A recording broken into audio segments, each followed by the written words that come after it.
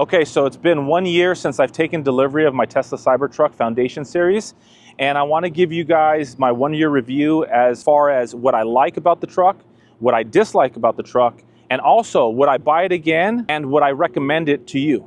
So one of the things that I love the most about the Tesla Cybertruck as opposed to every other Tesla that I've owned is the fact that the front has a physical button on the exterior of the vehicle.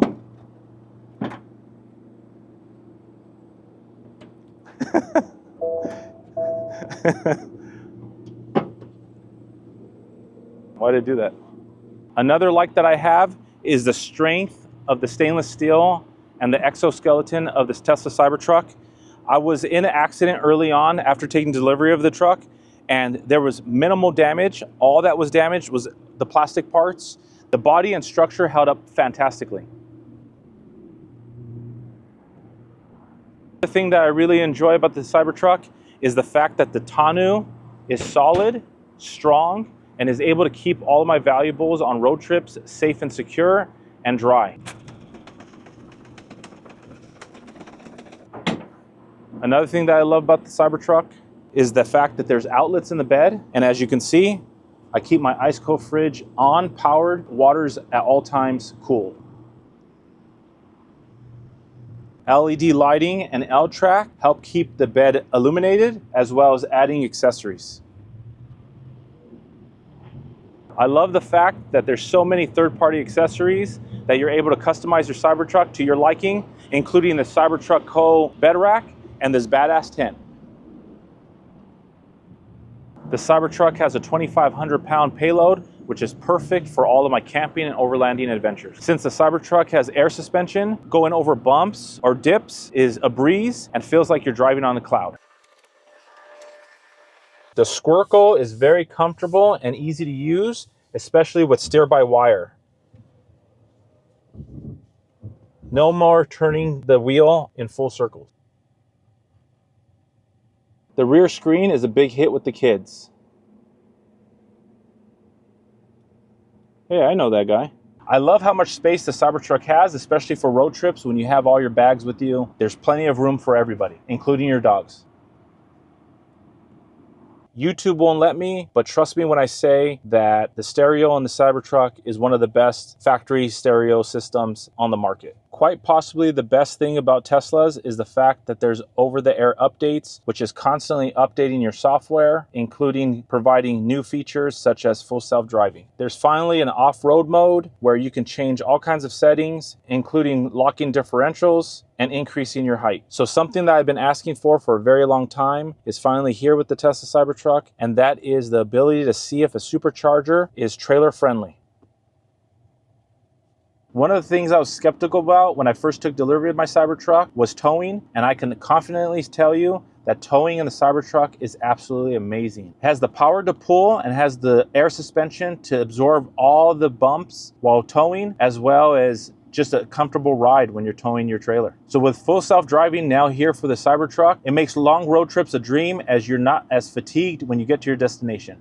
One thing my family all agrees is that this is their favorite road trip vehicle out of all the cars we've ever owned. So my family's always commenting on how big and luxurious the Cybertruck feels and how it doesn't feel like a truck. As you guys may know, I've owned many trucks before, and so they're very familiar with what a truck feels like and looks like, and they all agree that the Cybertruck does not feel like you're in a truck while driving a truck.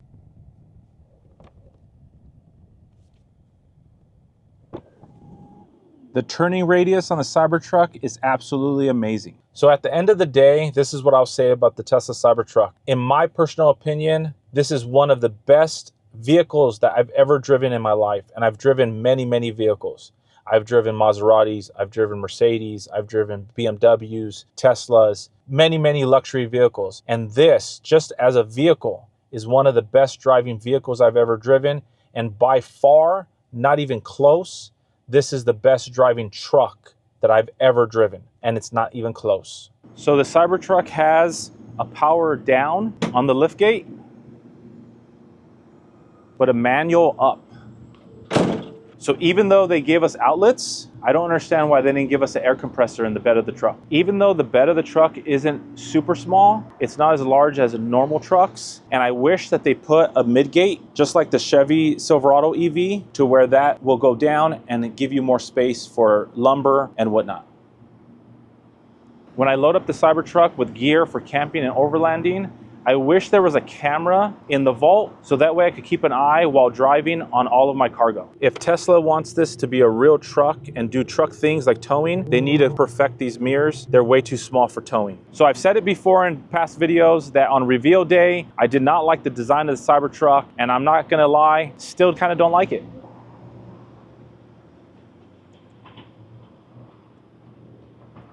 Even though I love the fact that there's an exterior button for the front, I feel like it's too small and I wish it was larger.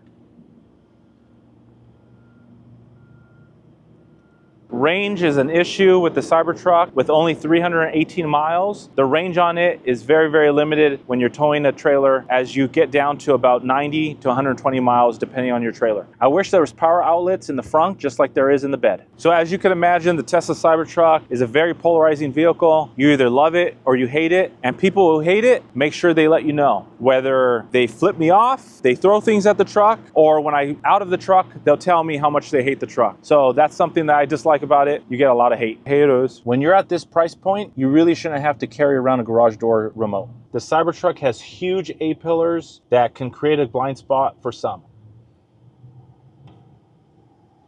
I absolutely hate the built-in phone charger on the Cybertruck, as it overheats my phone as well as takes forever to get to a full charge.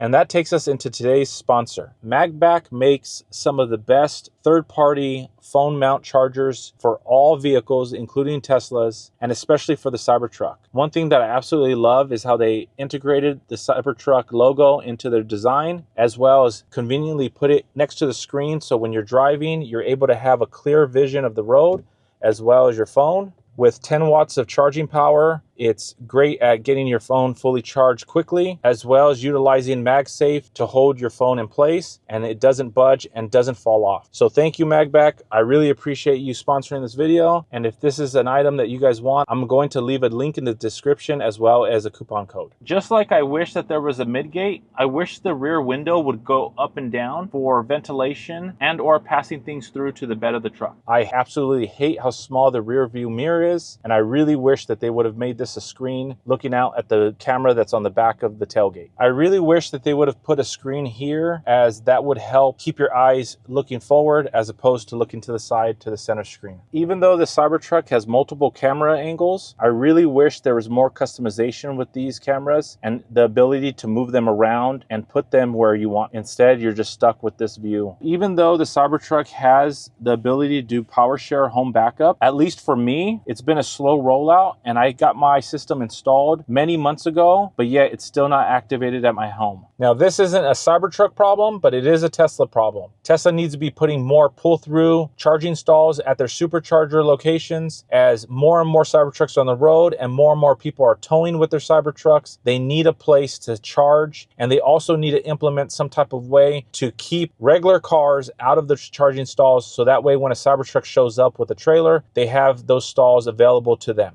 1 year ago, when I bought my Tesla Cybertruck, I thought I was getting a foundation series, which meant I had a very limited edition and something that would be almost like a collector's item years and years down the road. Well, nearly 50,000 Tesla Cybertruck foundation series have been made, and they're not so limited. When I took delivery of my Tesla Cybertruck, I knew that there was going to be some issues, as this was a first edition vehicle and there was going to be some bumps in the road, and in some ways I was a beta tester. But I will say this, I've had issue after issue after issue, recall after recall after recall, to where this truck has seen so much time at my local service center that it's become a big headache. All right, so now let's talk about whether or not I would buy the Cybertruck again. So that's a really tough question for me to answer, as I'm tied to YouTube and the Cybertruck. I started my YouTube channel when I first bought my Cybertruck. My first video was a YouTube short that I uploaded the day I took delivery of the Cybertruck.